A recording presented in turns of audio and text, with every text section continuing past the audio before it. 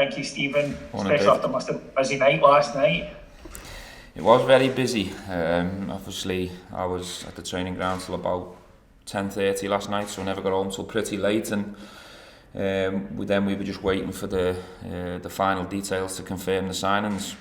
So it was a late night, but today's a new day. I'm fresh enough to move forward, and I think the window was really positive for us in terms of getting the two boys done and dusted. I think they'll re-energise the squad. They're really looking forward to getting started. Two real big talents, obviously in different positions, and three of the boys went out over the last couple of days as well to play valuable minutes for themselves. So it's been a pretty positive window for us. There seems to be a clear plan at Rangers now. Nothing happens by accident. The transfers are done quietly without any fuss.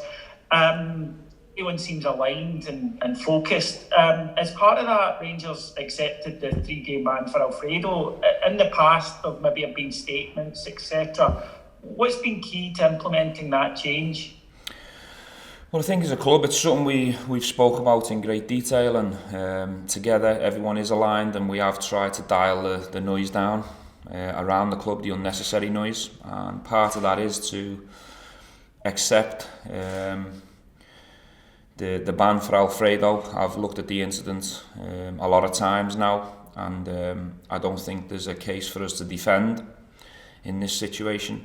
Having said that, that doesn't mean we're pleased with everything that happened in that game or that has happened during this season and previous seasons. So it is something behind the scenes myself and the board are working very hard on in terms of trying to find better solutions in terms of the disciplinary and the processes that go on.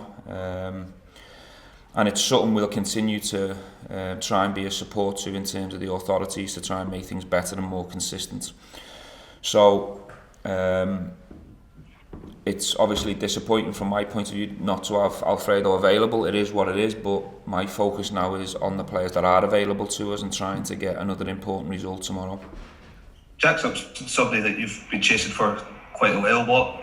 What qualities can he bring to your squad? How do you know I've been chasing him for a while? Well, he's somebody you've been linked with quite a lot over the couple of years you've been here. Don't believe everything you read, mate. Don't believe everything you read. He's a player that I've been aware of for some time. Followed him quite a bit through the England setup. Really like the way he goes about his business. He's 6'4", left-sided defender. He's comfortable in possession in terms of building out, and that's how we like to play. He's aggressive. I think his mobility's improved over the years. I think he's really took that part of his game and improved on that.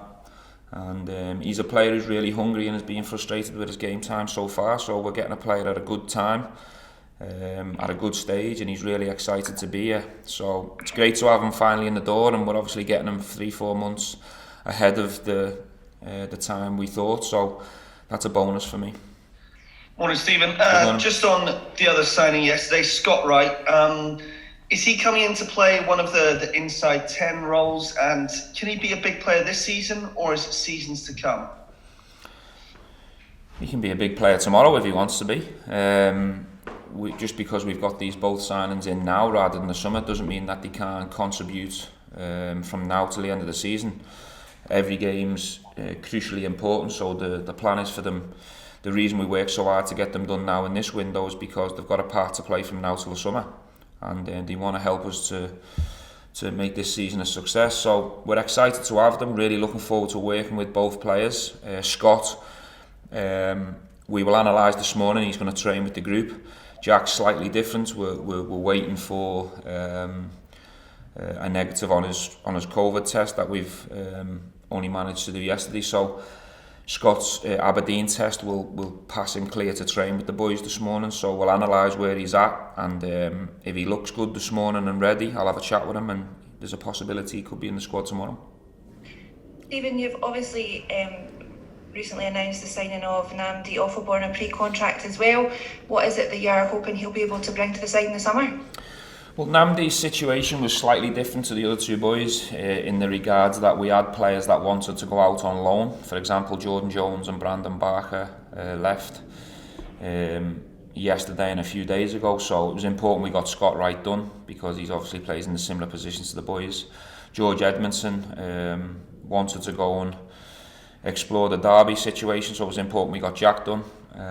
Namdi's one that we've identified to come into the group in the summer, but we're really fine in terms of the numbers and the quality and the availability of midfielders we've got right now, so it didn't make sense to push that one right now, but he's certainly a player we're excited and looking forward to working with. Another young talent who we want to try and bring in and develop and improve, but we're really excited for that one nonetheless. So it was a really positive window for us in terms of incomings. 3 or 4 of the boys have gone out to get game time. We're hoping that they go and enjoy their experience and come back in the summer in a better place. So really happy with how yesterday in the window went for us. I must have to pay my respects to Ross Wilson, how he went about it, and the board for their continued support, and it puts us in a stronger place moving forward. Morning, Stephen. Morning. You mentioned obviously Jack Simpson being a different type of centre-back that you've brought in. Just looking ahead to the summer when George obviously comes back from Derby, and if Nicola returns for his injury, that would give you 6 options, including Leon. Obviously that must please you, but at the same time you're thinking it's probably inevitable 1 or 2 might have to go out in the summer in that area. Listen, I always like 4 fit, available centre-backs. I think the Kata situation is something we're going to have to assess and analyse as we move forward. He's not going to be available this season, which will mean that he's missed a year's football. So that one could be one where we have to take our time in terms of getting him up to full speed. I'm in regular contact with Nico, but there's no guarantees that Nico's going to be available. It's an injury where you have to take your time and really allow the injury to tell you when it's ready rather than push it for a certain date. So there's no guarantees on Nico right now, and obviously come the summertime. In terms of George has gone out to play. He's had a frustrating year. We obviously had the COVID situation. He's on the back of a hernia injury. He had a dip in form and confidence earlier on in the season and has found it hard to shift the 3 boys that have been fit and available. We've got Leon Balogun's situation where he's played a certain amount of games, and we have an option to explore in the coming weeks and months.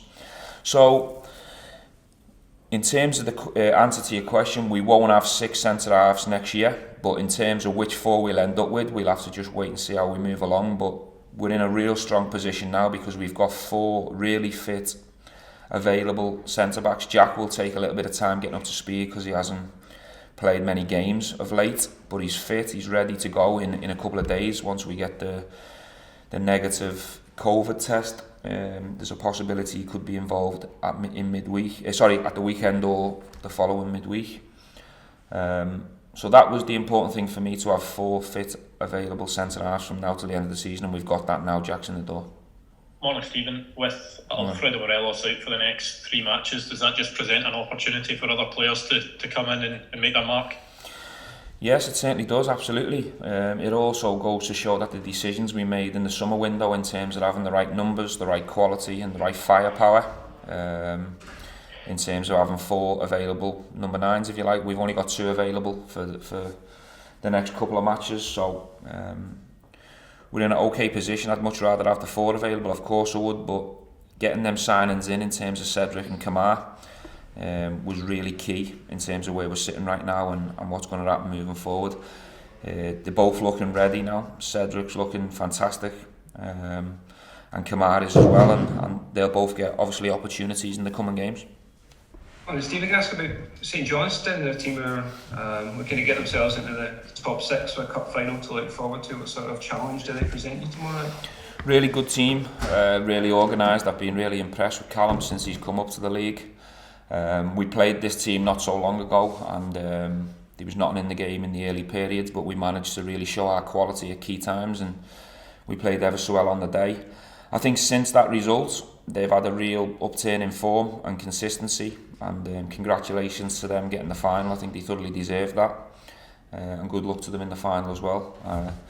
So yeah, we're very aware of the test that's coming our way. Organised team, been playing with a back 3 for the majority of their games, and we've sent Glenn Middleton there on loan because we think it's a real ambitious setup there. They were trying to play the right way with the right organisation. So good luck to them moving forward after tomorrow. Hello, Stephen. How close is Scott Arfield to returning? I know you said a couple of weeks ago he was on his way back. Is he likely to feature before the European tie? I think we're nearly there in terms of Scott. He's progressing ever so well with the physio. He's due to come back in with the group towards the end of the week. That will be in around the 5-6 week mark off the top of my head. So he'll probably need a week's training with the group to get himself back up to speed to be available in the squad. But yeah, really pleased with that situation. So it's gone according to plan. The medical team have done a good job, and all being well, you know, I don't want to put an exact game on it, but he should be available for around them European games for sure. Hi, Stephen. Morning, Ronnie. Can you give us a flavour of what you're concerned about with regarding the disciplinary process? Consistencies. Is that it? Yes, that's my answer, Ronnie. That's my answer. Consistencies. I think that's what every manager wants. A level of consistency, and for every player, or every incident, if you like, to be judged in the same way. So we find that level of consistency. I think that will really help the league moving forward. For instance, did you think Darren McGregor should have been cited? He's not my player. I think the decision's being made in that situation. I can't control or affect that decision now, so it makes no sense in me commenting on it.